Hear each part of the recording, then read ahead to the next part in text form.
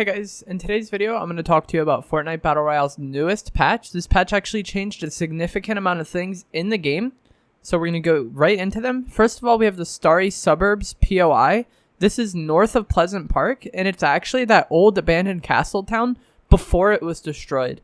Prior to them adding the soccer stadium in Season 4, I believe, there used to be this old broken abandoned town at this location, and this is essentially that town before it was destroyed, and there's stars falling from the sky which contain powerful loot, and you can actually get a Legendary Tac SMG from this location alone, which is a higher rarity. The normal highest rarity of the tac sub is epic, but I think it's really cool that they brought this town back, and it's actually this town before it was destroyed, and it explains how the town was destroyed by the shooting stars. So this is actually really cool. If you enjoyed that town, this is going to be a really cool spot for you to land. And other than that, something exciting, and the gimmick of the location doesn't seem to be too bad from my opinion. You get more loot, you don't have to randomly dance, you don't randomly prop, so it isn't the worst rift zone that we have had thus far. Next thing I want to get into is that the bouncers were unvaulted, the bounce pads. Lots of players have been asking for this. I personally wanted them to come back, but I wanted the ability to place the bounce pads on floors to be removed, because in the past, players could just spam out bounce pads on floors and then use that to retake high ground, and I thought that was really annoying. But the game has changed a decent amount since then. Players have gotten better at building, so maybe it won't be used in the same way as it was back then in like Season 5 or Season 6, I believe. More mobility is a good thing for the current state of the game, because we don't have that much mobility. We pretty much only have launch pads, shockwaves, the grappler, which I think is a limited time thing, and then now these bounce pads, so could be helpful, especially since it is a trap item. It doesn't consume an inventory slot. But I just would have liked to see them not be able to be placed on floors. That way players can't retake high ground. But like I said, players have gotten better at building since then, so maybe it won't be as much of an issue. It'll be easier to outbuild it now that we have gotten better at building in the game. But we'll have to see how that plays out. But initially, kind of like neutral on this. It's good that it's back, but it could have been improved. We also got skill-based matchmaking added to public matches. This is something that I can't go into too much. Probably in like a few days, I'll make another video on this topic alone, talking about what I think of it. But I haven't played many matches on this update, so it's really hard to say what I think of it. But it doesn't seem as bad as I thought it would be. And it's kind of understandable why they would add skill-based matchmaking, to try to make the game easier for newer players, or more inviting to newer players, because it can be really hard to get into this game as a new player. But I don't know. It really just depends. I feel like the way to go is to make two groups of people. New players and normal players.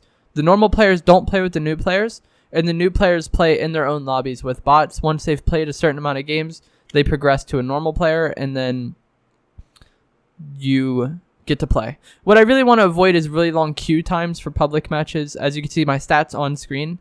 I have a lot of kills and a lot of wins. I've played a lot of matches. Any way that you can try to gauge the matchmaking with skill, I'm probably going to be on the upper end, just because I've played so many matches, gotten so many kills, and gotten so many wins. And I just don't want to have really long queue times, and I don't want to have really campy matches all the time. Does it really make sense to have strict skill-based matchmaking if you have arena? And at least that's what I think. But there was improvement that could be made. We'll have to see how this plays out on like a longer scale. They also changed some sensitivity settings to try to combat L2 spam. They completely removed that, apparently, which is what they said. And then there is some new sensitivity settings. I'll probably have a video on it in a day or two, just like the skill-based matchmaking thing. There's a lot of options here. If you go into advanced options, there's so many different things. You can change your horizontal speed, vertical speed, turning boost, vertical boost, boost ramp time. Like, there's so many different settings to play with that I don't really necessarily understand all of the things they do at the moment. So once I have more time to play, we'll get into it. This is potentially a good thing, gives players more control. They also made it to where you can put your edit and your build sense up to 5. It was previously capped at 2. So that's good, but it's just something. Sensitivity is very feeling based, so it's something that we have to get a lot of playtime with to form an opinion. But L2 spam being gone, or ADS spam being gone, is a good thing. It should have never been in the game in the first place. Giving players more control over their settings is a good thing. However, I don't know why controller players have build and edit sense if keyboard doesn't. I've never understood that. If you're going to give something to one input, you should give it to all of them. I don't think they should be trying to balance controller versus keyboard by adding different settings. It just doesn't make sense to me personally, but it is what it is. Epic does what they do. L2 spam being gone is a good thing though. I think even though it's something I used, it should have never been in the game. And that is mostly it for this update. It's a Starry Suburbs POI. The bounce pad is back. We got aim assist changes, matchmaking changes, and that was mostly it. There wasn't anything too major aside from that. This is a pretty big update though. It's just something that's kind of hard to talk about right now because we don't have all the information. Like a lot of the information is so feeling based. Like the matchmaking, got to get a lot of matches in to figure out. The sensitivity, got to get a lot of matches in to figure out what feels good to you. So my opinion on this update may change as time goes on, but overall it seems like a pretty decent update. Just something that we have to get used to. Let me know what you think in the comments below, and if you enjoyed this video, please do remember to give it a like and subscribe if you'd like to see more. I do live stream Fortnite on Twitch, which will be linked down in the description below, and I'll see you guys another time.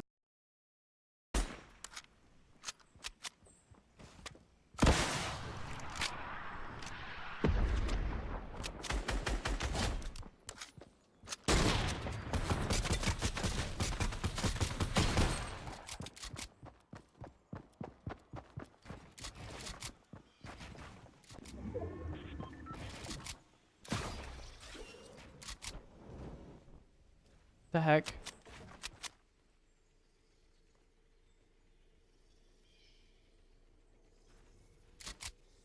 He's not gonna be in zone.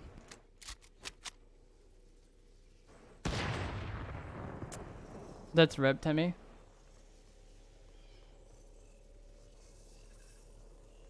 Did it nerf shield? I'm trying to find anybody. I don't think so, but I've been going Gotham, so like it wouldn't even like I have a hard time finding shield, but like I've been mainly going Gotham since it came out.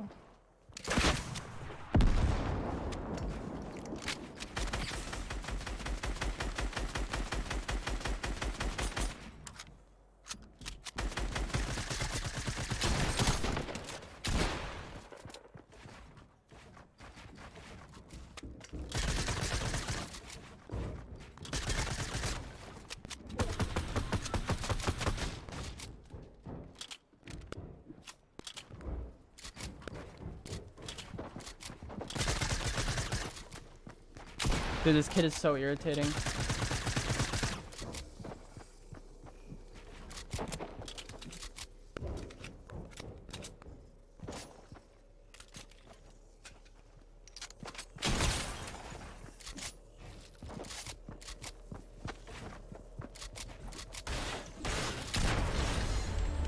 I would have been very, very frustrated if he killed me because that guy was not good at all. The other player was much better.